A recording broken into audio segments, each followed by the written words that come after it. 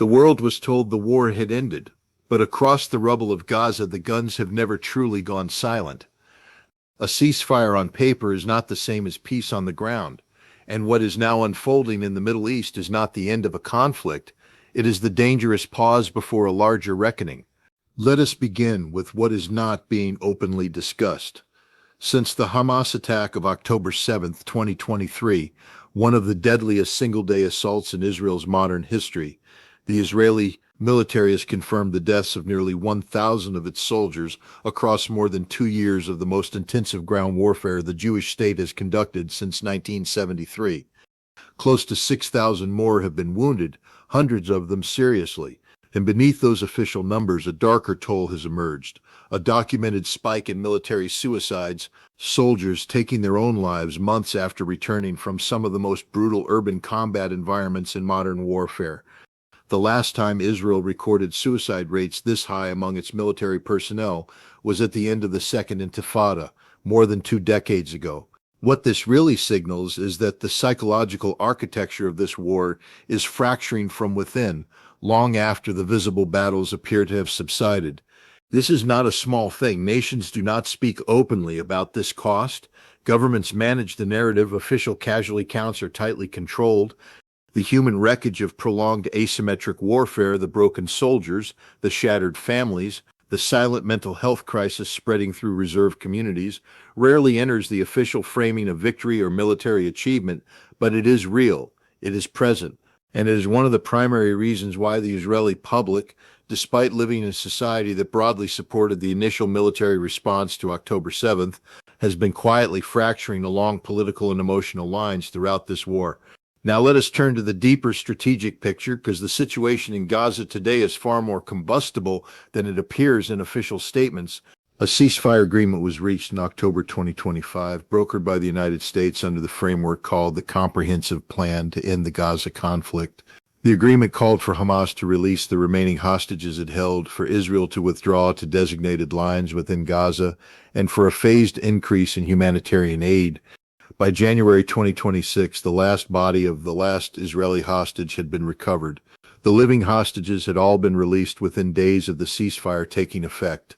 Israel had released approximately 1,950 Palestinian prisoners and the remains of hundreds more. On the surface, this looks like a diplomatic outcome, but what is not being openly discussed is that the ceasefire has left the fundamental strategic contest entirely unresolved. Israel currently controls an estimated 54% of Gaza's territory. Hamas controls the remaining 46%.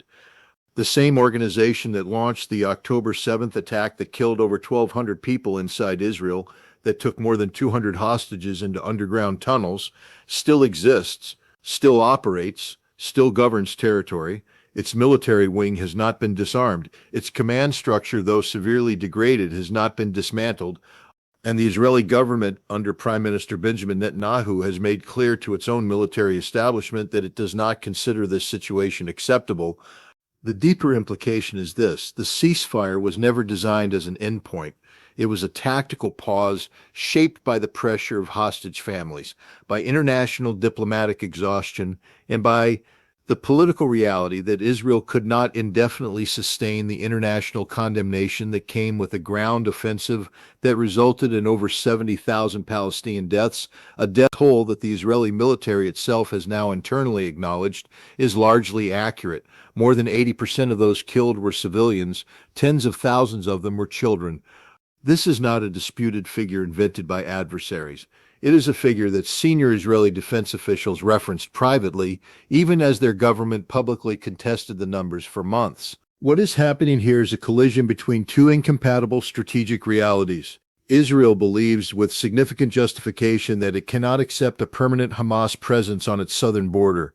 Every government in Jerusalem across every political generation has maintained that a hostile, heavily armed non-state actor capable of mass casualty attacks on Israeli civilians represents an existential threat that cannot simply be contained, it must be eliminated. This is not purely political posturing. It reflects a genuine strategic doctrine shaped by decades of rocket fire, tunnel infiltration, suicide bombings, and now the catastrophic intelligence failure of October 7th. But the military reality on the ground has not delivered that elimination. After more than 2 years of combat at a cost of nearly 1,000 Israeli soldiers killed, over 6,000 wounded, hundreds of billions of shekels in economic disruption, the calling up of 300,000 reservists, some of whom served 10 months out of a 14-month period, Hamas as a governing and military entity in Gaza still stands. Degraded, yes. Weakened in its conventional fighting capability, yes, but not destroyed, not replaced, not succeeded by any alternative Palestinian governance structure capable of filling the vacuum. This is the strategic trap that Jerusalem now finds itself in, and it is one that no amount of official confidence can disguise. The Israeli military, according to its own internal planning discussions made known through credible defense channels, is preparing for the possibility of a renewed offensive. The framework they are operating within is the forced disarmament of Hamas, a goal that military commanders increasingly believe cannot be achieved without a return to active combat operations. The ceasefire's own terms envision eventual Hamas disarmament, but Hamas has shown no intention of voluntarily surrendering its weapons, and the political configuration inside Gaza, where Hamas still commands the loyalty, or at minimum the compliance, of a significant portion of the population, partly because there is no credible alternative, means that disarmament through negotiation alone is essentially a fantasy. What this really signals is a second round of major military escalation whose timing is uncertain, but whose likelihood increases with every month that the ceasefire fails to produce a political solution. Now consider what that renewed offensive would mean and why the geopolitical stakes are different now than they were in October 2023. The hostage constraint is gone. All living Israeli hostages have been returned. The last body has been recovered. For 2 years, the presence of Israeli civilians held underground in Gaza acted as a significant military restraint on Israeli operations. There were fires that could not be called in, ground maneuvers that had to be modified, tunnel operations that carried the horrifying risk of killing the very people they were meant to save. That constraint no longer exists. Israeli military planners have explicitly noted that a future offensive would be conducted without those limitations. The implications of that statement, if one reads it carefully, are significant and sobering. The broader regional architecture has also shifted. Israel's war against Hezbollah in Lebanon, running parallel to the Gaza conflict, has fundamentally altered the balance of power in the north. Hezbollah's military capability has been severely degraded. Iranian influence through Lebanon's Shia militant network, while not eliminated, has been structurally weakened in ways that will take years to rebuild. Syria's post-Assad political transition has created a new layer of uncertainty for Iran's regional proxy strategy. The so-called axis of resistance, the network of Iran-backed militant and political organizations stretching from Tehran through Baghdad, Damascus, Beirut, and into Gaza, has been fractured in multiple places simultaneously. The deeper implication of this is that Gaza does not exist in isolation. It is one piece of a much larger geopolitical reconfiguration of the Middle East that is still actively underway. Iran has lost significant strategic depth. Its ability to project military pressure on Israel through proxies has been materially reduced. But a weakened Iran is not necessarily a more cooperative Iran. History suggests the opposite. States that perceive their regional standing collapsing tend to accelerate, not abandon, their most extreme strategic gambits.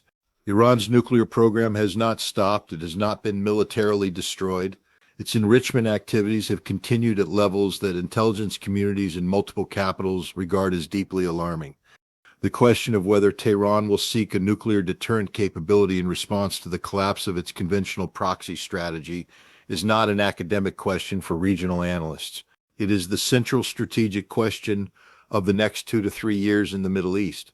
And the Gaza conflict, whatever its own resolution, exists in that shadow. What is not being openly discussed in most public commentary is the degree to which the Gaza war has functionally served as a laboratory for testing the limits of the international rules-based order. Over 70,000 Palestinians killed, hundreds of thousands displaced, a famine condition documented across the Strip, and yet the military and diplomatic backing of the United States for Israel, while strained under the weight of that humanitarian reality, did not break. The weapons kept flowing. The United Nations Security Council remained functionally paralyzed. The International Criminal Court issued proceedings, but enforcement remained entirely theoretical. What this tells every state actor watching, every government that operates with an understanding of power rather than principle, is that when a state closely allied to a major permanent Security Council member conducts military operations, the international legal and humanitarian architecture has finite enforcement capacity. That lesson is being absorbed in capitals far beyond the Middle East. It is being studied in Beijing, in Moscow, in Ankara, in New Delhi. It is reshaping how governments calculate the risk of large-scale military action. The Israeli soldier who died in a Rafah roadside bombing in September 2025, whose vehicle was destroyed by a device placed in a road that had supposedly been cleared of Hamas operatives, that soldier is one data point in a conflict that has produced a comprehensive dismantling of the assumptions that surrounded urban warfare, ceasefire architecture, humanitarian protection, and alliance management. The IDF's Golani Brigade alone has lost 114 soldiers across the entirety of this war, the highest of any single combat unit. That is not a statistic. Those are families in Haifa, in Jerusalem, in Beersheba. Those are communities that have lost their young men to a war whose strategic purpose has never been fully delivered, even after the unprecedented investment of blood and resource that Israel has made. The Palestinian casualty count is in a different order of magnitude entirely. Over 70,000 confirmed dead, with estimates from independent researchers suggesting the true figure of violent and excess deaths may approach 100,000 or more when accounting for bodies still buried under rubble and the indirect deaths from famine and collapsed medical infrastructure. Hundreds of thousands of buildings damaged or destroyed, more than two-thirds of Gaza's built environment rendered uninhabitable or severely compromised.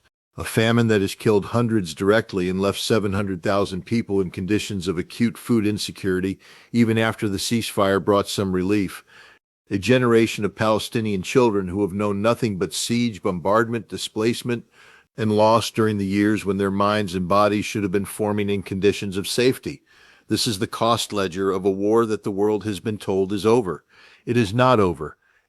The ceasefire is real in the sense that the most intense phase of combat operations has ceased.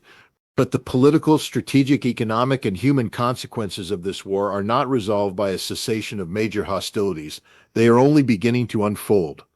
The reconstruction of Gaza, assuming reconstruction ever begins in earnest, would require resources and political will at a scale that no credible coalition has yet assembled.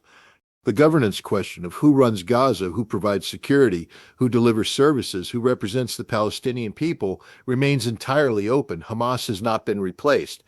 The Palestinian Authority has not filled the vacuum. The United States' proposed transitional governance structures remain aspirational documents rather than functioning realities. And in Israel, the political reckoning has not resolved either. Prime Minister Netanyahu, who has governed Israel with remarkable durability through one of the most catastrophic intelligence failures and most contested military campaigns in his country's history, faces a population divided between those who believe the war accomplished its essential purposes and those who believe it delivered devastation without achieving the strategic goals that justified that devastation. The reservists who served 10 months of combat away from their families, their business, their mental health, they are returning to a society that is trying to process what this war meant and whether it was worth what it cost. The soldiers who did not return at all, those names published by the IDF, close to 1,000 of them, they represent the final human accounting that no government press release can fully absorb. What the world is watching now is not the resolution of the Gaza conflict. What it is watching is the management of an unresolved conflict in a temporary ceasefire state, presided over by competing parties who have incompatible definitions of what resolution actually means. Israel defines resolution as the permanent elimination of Hamas as a military and governing force. Hamas defines survival as victory. And survival, given where things stand today, is precisely what Hamas has achieved. In the end, history does not record the winners of wars by who holds the most territory at the ceasefire line. It records them by who achieved their stated objectives. And when the full history of this war is written, when the strategic calculations are assessed against the actual outcomes, the gap between what was declared achievable and what was actually achieved will be one of the defining features of that account. The test of leadership is not how confidently a government enters a war. It is how honestly it can account for what that war cost and what it delivered. And in the Middle East, where every war contains the seeds of the next one, the most dangerous moment is not the fighting. It is the false peace, the period when the world looks away because the loudest guns have gone quiet, while the underlying forces that will produce the next explosion continue to build without resolution. The war is not over. It never simply ends. It transforms. And what comes next in Gaza will be shaped by decisions made right now, in this fragile, ambiguous, and deeply consequential moment that history is already beginning to judge.